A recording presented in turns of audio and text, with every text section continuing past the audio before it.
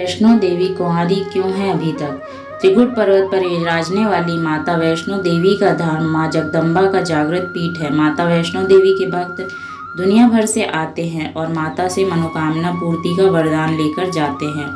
माता वैष्णो देवी के मुख्य भवन पर पहुंचने से पहले एक अर्धकुंवारी गुफा भी आती है, जहां से भक्तों को रेंगकर पार करना होता है। कहते हैं माता वैष्णो देवी के भक्तों के लिए यदि हर बार संभव ना हो तो भी कम से कम एक बार तो अर्धकुंवारी गुफा पार कर लेना चाहिए। धूमावती माता और एक आध अन्य माता के स्वरूपों को छोड़ दें तो माँ जगदम्बा ज़्यादातर जगह सुहागिन रूप में ही पूजी जाती हैं। माता वैष्णो देवी में सिंदूर चढ़ता है, सुहाग का आशीर्वाद भी मिलता है, परंतु माता कुंवारी रूप में है। माता वैष्णो के भक्तों को यह जानने की जरूर इच्छा होगी कि ऐसा क्यों है। इसके पीछे दो पौराणिक कथा आती है, वह हम आपको सुनाएंगे। आप सभी माता भक्तों से विनती है कि माता वैष्णो देवी के ज़्यादा से ज़्यादा भक्त यह जानकारी पहुंचाई जा सके। पहली कथा त्रेता युग की बात है। दक्षिण भारत के रामेश्वरम में समुद्र तट पर एक सुंदर गांव था।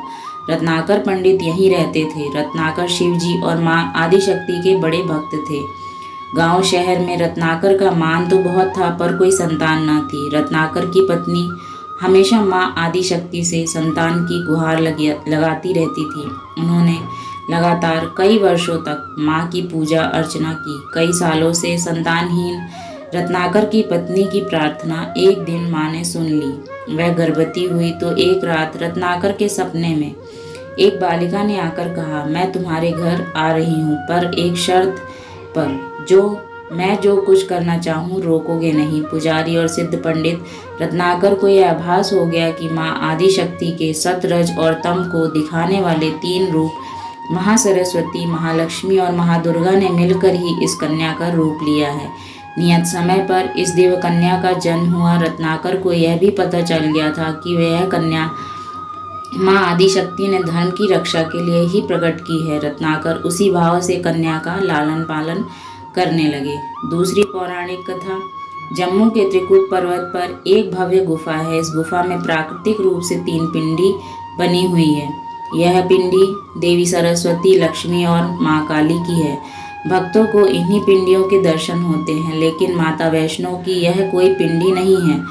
यहाँ कोई पिंडी नहीं है। माता वैष्णो यहाँ अदृश्य रूप में मौजूद है, फिर भी यह स्थान वैष्णो देवी तीर्थ कहलाता है। इसका कारण यह है कि माता यहाँ अदृश्य रूप में उस वचन के पूरा होने का इंतजार कर रही हैं जो भगवान श्री राम ने लंका से लौटते समय देवी त्रिकुटा को दिया था। इस संदर्भ में कथा है कि धर्म की रक्षा के लिए भगवान विष्णु के अंश से एक कन्या का जन्म दक्षिण भारत में रामेश्वरम तट पर पंडित रत्नाकर के घर हुआ था। 9 वर्ष की उम्र में जब इन्हें पता चला कि भगवान विष्णु ने राम के रूप में अवतार लिया, तब देवी त्रिकुटा ने राम को पति रूप में पाने के लिए तपस्या शुरू कर दी। सीता हरण के बाद भगवान राम जब सीता को ढूंढते हुए रामेश्वरम तट पर पहुंचे, यहाँ राम और त्रिकुटा की पहली मुलाकात हुई। देवी त्रिकुटा ने राम को पति के रूप में प्राप्त करने की इच्छा प्रकट की। भगवान राम ने देवी त्रिकुटा से कहा कि मैंने इस अवतार में एक पत्नी व्रत रहने का वचन लिया है। मेरा विवाह सीता से हो चुका है, इसीलिए मैं आपसे विवाह नहीं कर सकता।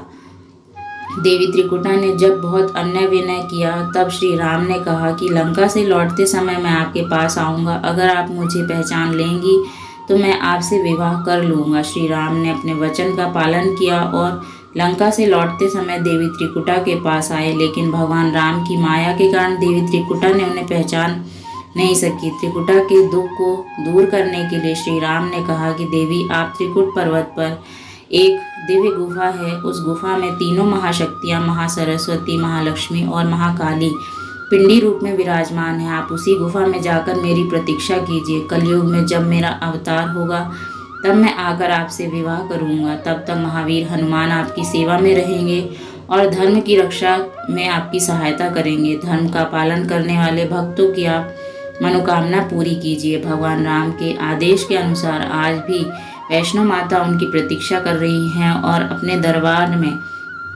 आने वाले भक्तों के दुख दूर कर उनकी झोली भर रही हैं। अगर कहानी आपको पसंद आई हो तो लाइक करें, दोस्तों में शेयर करें और ऐसी ही कहानियों को सुनने के लिए चैनल को सब्सक्राइब करें। धन्यवाद।